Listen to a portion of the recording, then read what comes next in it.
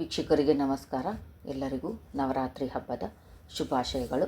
ಮೊದಲನೇ ದಿನ ಶೈಲಪುತ್ರಿಯಾಗಿ ಅಮ್ಮನನ್ನು ಎಲ್ಲರೂ ಆರಾಧನೆ ಮಾಡಿದ್ದೇವೆ. ಈಗ ಎರಡನೆಯ ದಿನ ಬ್ರಹ್ಮಚಾರಿಣಿಯಾಗಿ ಅಮ್ಮ ಹೇಗೆ ಶಿವನನ್ನು ಒಲಿಸ್ಕೊಳ್ತಾಳೆ, ಯಾವ ರೀತಿ ಕಠಿಣ ತಪಸ್ಸನ್ನು ಮಾಡ್ತಾಳೆ ಅಂತ ನೋಡೋಣ ವೀಕ್ಷಕರೇ. ಪಾರ್ವತೀ ದೇವಿ ಶೈಲಪುತ್ರಿಯಿಂದ ಚಿಕ್ಕ ಹುಡುಗಿಯಿಂದ ಮದುವೆಯ ವಯಸ್ಸಿಗೆ ಒಂದು ವಯಸ್ಕಳಾಗಿ ಬರ್ತಾಳೆ. ಆಗ ಪರ್ವತರಾಜನಿಗೂ ಸಹ ಒಂದು ಕಡೆ ಚಿಂತೆ ಆಗುತ್ತೆ. ನನ್ನ ಮಗಳು ವಯಸ್ಸಿಗೆ ಬಂದಳು, ಇನ್ನೂ ಶಿವ ಎಲ್ಲೂ ಕಾಣ್ತಾ ಇಲ್ವಲ್ಲ, ಪಾರ್ವತಿ ಇರೋದೇ ಶಿವನಿಗೋಸ್ಕರ, ಶಿವ ಇರೋದೇ ಪಾರ್ವತಿಗೋಸ್ಕರ ಅಂತ ಮನಸ್ಸಲ್ಲಿ ಒಂದು ಕಡೆ ಇದ್ರೂ ಶಿವನು ಹಿಂದಿನ ಒಂದು ಇದರಲ್ಲಿ ಸತಿಯನ್ನು ಕಳೆದುಕೊಂಡು ದುಃಖದಿಂದ ದಕ್ಷಿಣ ಮುಖಕ್ಕೆ ಅಂತರ್ಮುಖನಾಗಿ ತಪಸ್ಸನ್ನು ಮಾಡ್ತಾ ಹೋಗ್ಬಿಡ್ತಾನೆ. 100 ಕಾಲ ಎಲ್ಲೂ ಕಾಣೋದು ಇಲ್ಲ. ಆ ಟೈಮಿಗೆ ಬಂದೇ ಬರ್ತಾನೆ ಅಂತ ಪರ್ವತರಾಜನಿಗೆ ಗೊತ್ತಿರುತ್ತೆ. ಆಗ ಇದ್ದಕ್ಕಿದ್ದಾಗೆ ಒಂದು ಪರ್ವತರಾಜನ ಆಸ್ಥಾನಕ್ಕೆ ಶಿವನು ಬರ್ತಾನೆ. ಆಗ ಆ ಮೇನಾವತಿಗೂ ಪರ್ವತರಾಜನಿಗೂ ತುಂಬ ಖುಷಿಯಾಗ್ಬಿಡುತ್ತೆ. ಆಗ ಅವರನ್ನು ಅತಿಥಿ ಸತ್ಕಾರದಿಂದ ಒಳ್ಳೆಯ ಒಂದು ಸತ್ಕಾರ ಕೊಟ್ಟು ಅರಮನೆಯೊಳಗೆ ಕರೆದು ಪೂಜೆ ಎಲ್ಲ ಮಾಡಿಬಿಟ್ಟು ತಮಗೆ ಏನಾಗಬೇಕಾಗಿತ್ತು ನಮ್ಮಿಂದ ಅಂತ ಕೇಳ್ಕೊಡ್ತಾರೆ. ಮನಸ್ಸಲ್ಲೇ ಖುಷಿ ಇರುತ್ತೆ, ಬಂದುಬಿಟ್ರಲ್ಲ ಪರಮೇಶ್ವರ ಅಂತಂದು. ಆಗ ಮತ್ತು ಅವರಿಗೆ ಇಲ್ಲ, ನಿನ್ನ ಹಿಮಾಲಯದಲ್ಲಿ ನನಗೆ ಒಂದು ಪ್ರಶಸ್ತವಾದ ತಪಸ್ಸು ಮಾಡೋದಕ್ಕೆ ಜಾಗ ಬೇಕು ಅಂತ ಪರಮೇಶ್ವರ ಕೇಳ್ಕೊಳ್ತಾನೆ. ಆಗ ಆಯಿತು ಅಂತ ಹೇಳಿ ಅದಕ್ಕೆಲ್ಲ ರೆಡಿ ಮಾಡಿಕೊಡ್ತಾನೆ ಪರ್ವತ ರಾಜಕುಮಾರ್. ಆಗ ಆ ಒಂದು ಸೇವೆಗೆ ಶಿವನಿಗೆ ಬೇಕಾಗಿರ್ತಕ್ಕಂಥ ದಿನ ಇದನ್ನು ಮಾಡೋದಕ್ಕೆ ಸೇವಕರು ಇರ್ತಾರೆ. ಅದರ ಜೊತೆಗೆ ತನ್ನ ಪುತ್ರಿಯಾದ ಪಾರ್ವತಿಯನ್ನೇ ನೇಮಿಸ್ತಾನೆ ಪರ್ವತ ರಾಜಕುಮಾರ್. ಶಿವನಿಗೂ ಗೊತ್ತಿರುತ್ತೆ ನನ್ನ ಮುಂದೆ ಓಡಾಡ್ತಾ ಇರೋದು ನನ್ನ ಮದುವೆ ಆಗಿಬಿಡ್ತಕ್ಕಂಥ ಪಾರ್ವತಿ ಅಂತ. ಪಾರ್ವತಿಗೂ ಗೊತ್ತಿರುತ್ತೆ. ಆದರೆ ಯಾವುದೇ ರೀತಿ ವಿಚಲಿತ ಆಗದೇ ಅವರವ್ರ ಕೆಲಸದಲ್ಲೇ ಅವರು ಇರ್ತಾರೆ. ಹೀಗಿರುವಾಗ ಈ ದೇವತೆಗಳಿಗೆ ಒಂದು ಇದು ಮನಸ್ಸಲ್ಲಿ ಕಳವಳ. ಯಾವಾಗ ಪಾರ್ವತಿ ಶಿವ ಒಂದಾಗ್ತಾರೋ, ಅವರಿಂದ ಮಗು ಯಾವಾಗ ಹುಟ್ತಾನೋ, ತಾರಕಾಸುರನ ಸಂಹಾರ ಮಾಡಬೇಕಲ್ಲ, ಅವನು ತಾರಕಾಸುರ ಇವರಿಗೆಲ್ಲ ಕಾಟ ಕೊಡ್ತಾ ಇರ್ತಾನೆ ದೇವತೆಗಳಿಗೆ. ಇವರಿಬ್ಬರು ಒಂದಾಗಲ್ಲ, ಇವ್ರಿಗೆ ಮಗು ಆಗಲ್ಲ, ಇದು ನಿಜ ಅಂತ ಅವನು ವರ ಪಡ್ಕೊಂಡ್ಬಿಟ್ಟಿರ್ತಾನೆ. ನಾನು ಶಿವಪಾರ್ವತಿಯರ ಪುತ್ರರಿಂದನೇ ನಾನು ಸಾಯೋದು ಅಂತ ಅವನು ತಿಳ್ಕೊಂಡು ಅವನ ಪಾಡಿಗೆ ಅವನಿರ್ತಾನೆ.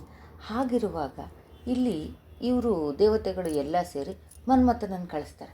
ನೀನು ಹೇಗಾದರೂ ವಸಂತ ಕಾಲ ಸೃಷ್ಟಿ ಮಾಡಿ ಅವರ ತಪಸ್ಸಿಗೆ ಭಂಗ ಮಾಡಿ ಶಿವನಿಗೆ ಪಾರ್ವತಿಯೊಡನೆ ಮಿಲನ ಆಗಿಬಿಟ್ಟು ಅವನಿಗೆ ಮಗು ಆಗಬೇಕು ಅಂತ.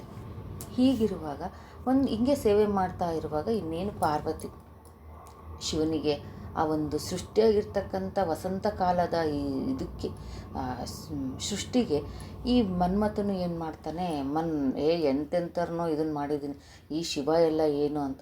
ಆದರೂ ಒಂದು ಕಡೆ ಭಯ ಇದ್ದೇ ಇರುತ್ತೆ. ಎಷ್ಟೇ ಆಗಲಿ ತುಂಬ ಕೋಪ ಶಿವನಿಗೆ. ಇವನು ಹೂಬಾಣ ಬಿಡೋದಕ್ಕೂ ಬಿಟ್ಟ ತಕ್ಷಣ ಶಿವನು ಒಂದು ಕ್ಷಣ ವಿಚಲಿತನಾಗಿ ಪಾರ್ವತಿಯನ್ನು ನೋಡ್ತಾನೆ ಅಷ್ಟೇ. ಅಷ್ಟರಲ್ಲಿ ಈ ತಪಸ್ಸಿಗೆ ಭಂಗ ಮಾಡಿದ್ದು ಯಾರು ಅಂತ ಹಿಂಗೆ ನೋಡ್ತಿರ್ಲಿಕ್ಕೇ ಮನ್ಮಥ ಎದುರಿಗೆ ಇರ್ತಾನೆ. ತನ್ನ 3ನೇ ಕಣ್ಣಿಂದ ಮನ್ಮಥನನ್ನು ಸುಟ್ಟಾಕ್ಬಿಡ್ತಾನೆ. ಸುಟ್ಟು ಮನ್ಮಥ ಅನಂಗನಾಗ್ಬಿಡ್ತಾನೆ. ಈ ಪಾರ್ವತಿ ಪರಮೇಶ್ವರ ಏನು ಮಾಡ್ತಾನೆ, ಅಂತರ್ಧಾನನಾಗ್ಬಿಡ್ತಾನೆ. ಆಗ ಪಾರ್ವತಿ ಇದರಲ್ಲಿ ನನ್ನ ತಪ್ಪೇನು ಅಂತ ತುಂಬ ಯೋಚನೆ ಮಾಡಿಬಿಟ್ಟು ವಾಪಸ್ ಅರಮನೆಗೆ ಹೋಗಿ ಮತ್ತೆ ನಾನು ಈಗಾದರೆ ಆಗಲ್ಲ, ನಾನು ಕಠಿಣವಾಗಿ ತಪಸ್ಸು ಮಾಡಲೇಬೇಕು ಶಿವನಿಗೋಸ್ಕರ ಅಂತ ತನ್ನ ಎಲ್ಲ ಪಟ್ಟೆ ಪೀತಾಂಬರ ಮುತ್ತಿನಂಥ ಆಭರಣಗಳು ಎಲ್ಲವನ್ನು ತ್ಯಜಿಸಿಬಿಟ್ಟು ರುದ್ರಾಕ್ಷಿ ಒಂದು ನಾರು ಮಡಿಯನ್ನು ಉಟ್ಟುಬಿಟ್ಟು ಪಾರ್ವತಿ ದೇವಿ ಗೌರಿ ಶಿಖರಕ್ಕೆ ಹೋಗಿ ತಪಸ್ಸು ಮಾಡ್ತಾಳೆ. ಅಲ್ಲಿ ಅಂತಿಂಥ ತಪಸ್ಸೆಲ್ಲ ಮಾಡೋದು, ಎಷ್ಟು ಬೆಂಕಿ ಹಾಕ್ಕೊಂಡು ಅದರ ಸುತ್ತಲೂ ಬೆಂಕಿ ಹಾಕ್ಕೊಂಡು ಅದರಲ್ಲಿ ತಪಸ್ಸು ಮಾಡ್ತಾಳೆ. ಆನಂತರ ಮಳೆಯಲ್ಲಿ ಭೋರ್ಗರೆತಕ್ಕಂಥ ಮಳೆಯಲ್ಲಿ ಬಂಡೆಕಲ್ ಮೇಲೆ ನಿಂತ್ಕೊಂಡು ತಪಸ್ಸನ್ನು ಮಾಡ್ತಾಳೆ. ಮತ್ತು ಹಿಮ ಬೀಳ್ತಕ್ಕಂಥ ಸರೋವರದಲ್ಲಿ ನಿಂತ್ಕೊಂಡು ಕಂಠದವರೆಗೂ ಮಂಜಿನಲ್ಲಿ ಮುಳುಗ್ಬಿಟ್ಟು ತಪಸ್ಸು ಮಾಡ್ತಾಳೆ ಪಾರ್ವತಿ ದೇವಿ. ಅಷ್ಟೇ ಅಲ್ಲ, ಇದಿಷ್ಟು ಮಾಡ್ತಾ ಬಂದಿರತಕ್ಕಂಥ ಅತಿಥಿ ಸತ್ಕಾರವನ್ನೂ ಮಾಡ್ತಾ ಇರ್ತಾಳೆ.